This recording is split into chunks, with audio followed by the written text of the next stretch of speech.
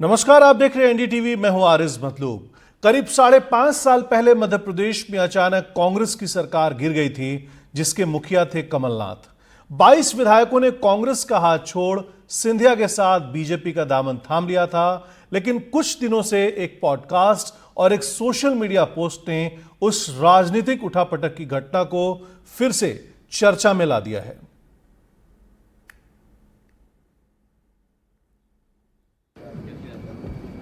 Sorry, I didn't see you.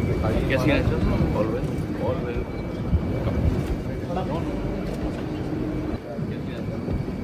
Sorry, I didn't see you. Yes, yes, all well, all well.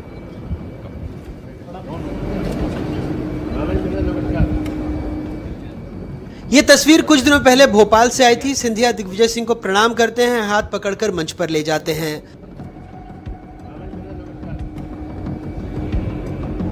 अब सियासत के ये दो कद्दावर किरदार एक पाले में नजर आए, लेकिन इन तस्वीरों के बाद एक बयान से मध्य प्रदेश में सियासी पारा चढ़ गया।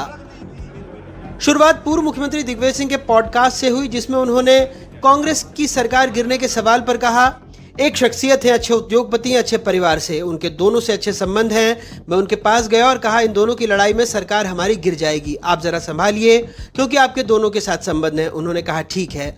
उनके घर में खाना रखा गया, उसमें मैं मौजूद था। मैंने बहुत कोशिश की कि मामला निपट जाए, लेकिन जो वहाँ काम करने के लिए इश्यूज थे, जो तय हुआ था उसका पालन नहीं हुआ। ये तय हुआ था कि ग्वालियर चंबल संभाग में जैसा हम दोनों कहेंगे वैसा वो कर देंगे। हम दोनों ने दूसरे दिन अपनी विश लिस्ट जॉइंटली बनाकर दे दी। मैंने भी दस्तखत किए, उन्होंने भी दस्तखत किए, उस विश लिस्ट का पालन नहीं हुआ। फिर कमलनाथ ने सोशल मीडिया पर अपनी चुप्पी तोड़ी। कहा, मध्य प्रदेश में 2020 में मेरे नेतृत्व वाली सरकार गिरने को लेकर हाल ही में कुछ बयानबाजी की गई है। मैं सिर्फ इतना कहना चाहता हूं कि पुरानी बातें उखाड़ने से कोई फायदा नहीं, लेकिन ये सच है कि व्यक्तिगत महत्वाकांक्षा के अलावा श्री ज्योतिरादित्य सिंधिया को यह लगता था कि सरकार श्री दिग्विजय सिंह चला रहे हैं। इसी नाराजगी में उन्होंने कांग्रेस के विधायकों को तोड़ा और हमारी सरकार गिराई। वहीं तस्वीर के तीसरा किरदार यानी ज्योतिरादित्य सिंधिया ने कहा, अतीत पर वो बात नहीं करेंगे। अगर कमलनाथ बात मान लेते तो शायद 2020 में गवर्नमेंट नहीं। मैं अतीत की बात नहीं करूँगा। दिग्विजय सिंह ने एक स्टेटमेंट दिया है कि अगर कमलनाथ बात मान लेते तो शायद 2020 में गवर्नमेंट नहीं। मैं अतीत की बात नहीं करूँगा। सत्ता में बैठी बीजेपी को हमला करने का मौका मिला तो वहीं कांग्रेस भविष्य में सरकार के सपने संजोने लगी।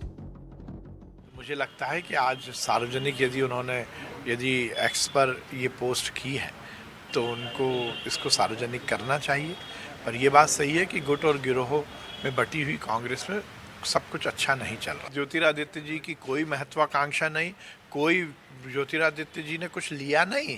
उनके साथ जो विधायक और मंत्री आए, उन्होंने अपनी विधायकी और मंत्री पद छोड़ा था। वो बिना महत्वाकांक्षा के आए थे। वो जो कांग्रेस ने गलत वादे किए थे जनता के बीच में, और जो कमलनाथ की सरकार वादे पूरे नहीं कर रही थी, इसलिए उन्होंने कांग्रेस छोड़ी थी। 45 साल की उनकी दोनों भाइयों की, 45 से भी ज़्यादा, दोनों बड़े भाई छोटे भाई हैं। दोनों का एक अपनत्व है, प्रेम है, प्यार है, मोहब्बत है। दोनों भाइयों की अपनी एक केमिस्ट्री है, अपना एक प्रेम है, एक अपना अपनत्व है कि मुझे भविष्य देखना है। वो सरकार तो गई, अब वापस तो आएगी नहीं। आगे सरकार कैसे बने, इस पर काम करना है। दिसंबर 2018 में पूर्व केंद्रीय मंत्री और तब के प्रदेश कांग्रेस अध्यक्ष कमलनाथ के नेतृत्व में 15 साल बाद कांग्रेस मध्य प्रदेश की सत्ता में लौटी। 7 विधायकों, 4 निर्दलीय, 2 बसपा और 1 सपा के समर्थन से बनी सरकार 15 महीने चली। लेकिन ज्योतिरादित्य सिंधिया के वफादार 22 कांग्रेस विधायकों के पार्टी और विधानसभा से इस्तीफा देकर बीजेपी में शामिल होने के बाद सरकार गिर गई। सवाल यह है कि 2020 में कांग्रेस की सरकार किसकी वजह से गिरी, भीतरघात की वजह से या फिर बीजेपी की वजह से। लेकिन एक तथ्य ये है कि इस बात को 5.5 साल हो चुके हैं। कुर्सी हमेशा किसी की नहीं होती। हबीब जालिब मौजू लगते हैं कि ये जो शख्स यहाँ तख्त नशी था, उसको भी अपने खुदा होने का इतना ही यकीन था। भोपाल से अपने कैमरा सहयोगी राजू बाथम, रिजवान खान और निहारिका शर्मा के साथ अनुराग द्वारी, एनडीटीवी।